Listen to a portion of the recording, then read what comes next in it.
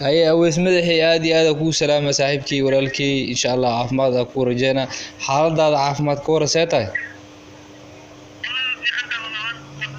الحمد لله أني وبره بلشدة كسو موقتا ما شاء الله أني نين عاني أنا waxaan ku aqaan xilli hore adoo Madiina jooga ayaa ku aqaanay oo ku arki jiray marka ma sha Allah Aweys maadaama majaajilsiyaasha qayb ka noqotay janalka Dooxa Media ahaan inaa wareysiyo kula yeelana ayaa rabnaa muuqaalo qurux badan ka qaadnay isla markaasna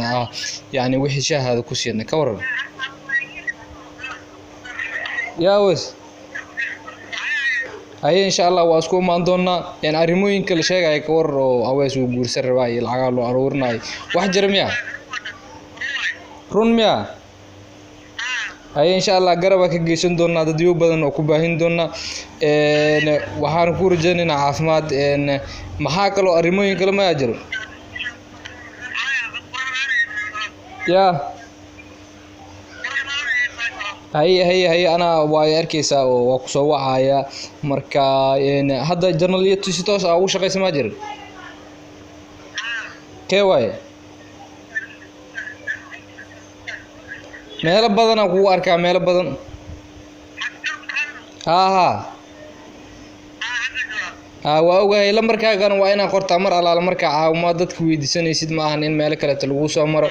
أنا وحارب أنا مقال كقبت إسلا مركا سن لما مركا كانوا قرت سيدا ورقتها وأنا لو مقعد علي هاي إن شاء الله ولا إن شاء الله غير كورجاني ناكاس وحوا واسمه هي جنرال Dooxa Media محل هذا